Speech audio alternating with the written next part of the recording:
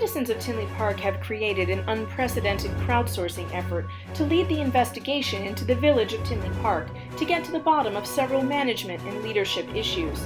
At the center of it all is one man, Michael Glotz, who has earned the nickname the Excavator for digging up information vital to the cause of government transparency. I met with this citizen sleuth to find out what motivates him and how he uncovers documents with uncanny ease. Well, what I do is, like, the one document I received, it was 139 pages. I read it once, then the second time I read it again, but I make notes in yellow highlight, and then I start trying to connect the dots. And then I read it a third time to confirm what I thought and eliminate stuff that I thought was important that's not really important. So it's more like a puzzle. I'll make a diagram and I'll try and connect every one of the points, and I'll move my diagrams around on how they refer to other issues. I would like to see us hire a different strategist village manager and economic developer. The people that live on the east side of Tinley, that whole Oak Park is desolate. We need someone to build up Oak Park and work our way towards LaGrange. I think it starts in that area. You build up the older part, all those businesses that are there will thrive. We got the train station there, and it should start from there. Too many businesses that won't come here or have left or can't come here because of the coding or because of the planning department. From one individual that I spoke, I guess they go through the planning department first, and if the planning director doesn't believe that they are a good fit for Tinley, that's the end of it. No one else knows that they were even trying to come in. The one citizen, Beth McKernan, she's been talking to a lot of people and doing a great job and finding out on reasons why people have come or have not come here. Mac, that wanted to build at the corner and redevelop it at 159th and Oak Park Avenue. Tons of stores, lots of jobs. The only issue they had was kind of the parking, but the parking didn't affect the opening of the Golden Corral. We let that go in.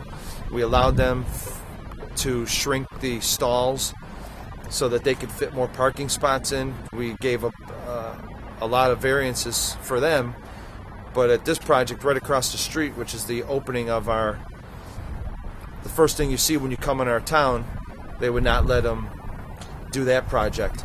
He wanted to put a Subway in, he wanted a cell store. There's a lot of good businesses to hit when you first hit Tinley Park, but that didn't get through Amy. It's very upsetting because the chain of command has been broken. I feel even if that is the case, that not only should the village manager be made aware of this, but letters also should be written to the village board. They should be aware of this also, so that there is the transparency. If I was a trustee on there, I would want to know what is going on in our village, not only what people tell us. That should be the way every project works. Even though the board isn't going to vote on it, they should be made aware of what is going on.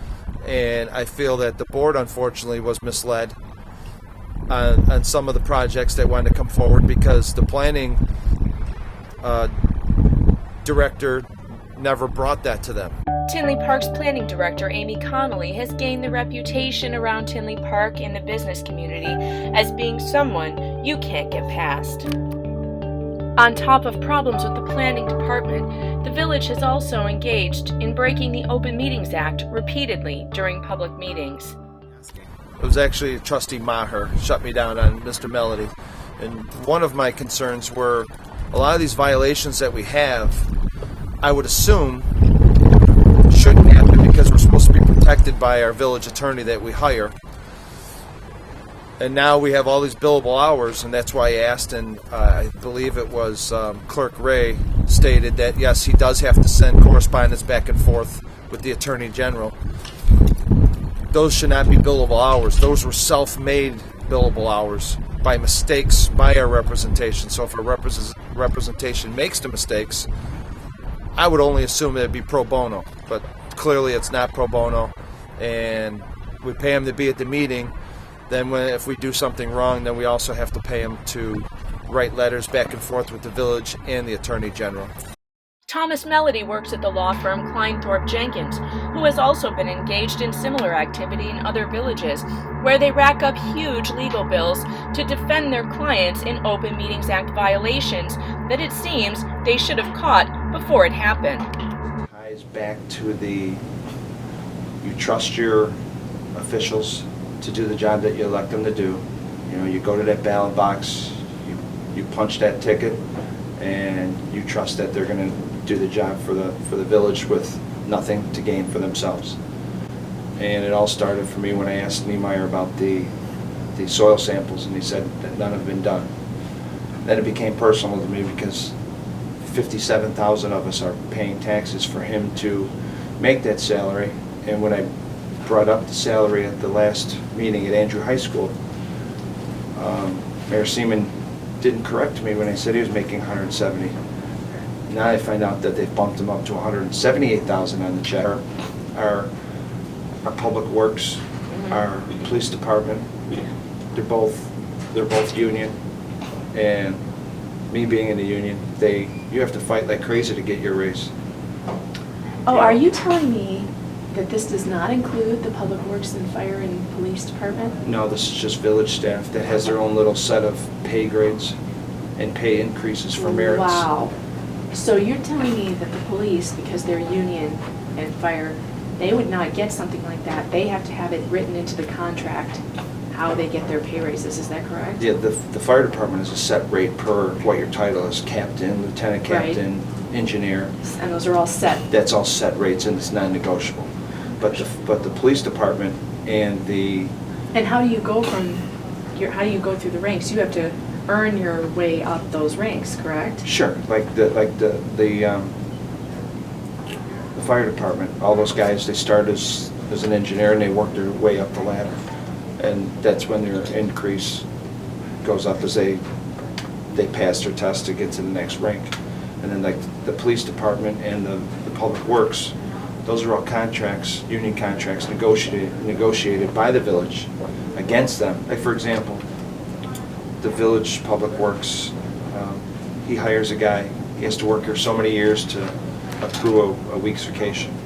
He has to work so many years to accrue 2 weeks and 3 weeks, and it takes a long time for these guys that are out there all year round to get these increases. When they bring these guys in the village staff, like Amy Connolly or Ivan Baker or say David Niemeyer, they usually start out at 22 vacation days. They start out at, they'll get like 2 personal days, then they'll get like another 10 or 11 sick days. So they'll get 30, 35 days. Right off the bat. Right off the bat, after 6 months. More and more, the people of Tinley Park are asking, what is it that their village officials and employees are doing for them that is worth the exorbitant salaries and raises that they keep giving themselves? No one has an answer yet, but if anyone will come up with it, it will surely be the Excavator. I'm Megan Fox, reporting from Storytime Digital Media, where we tell your stories in Tinley Park.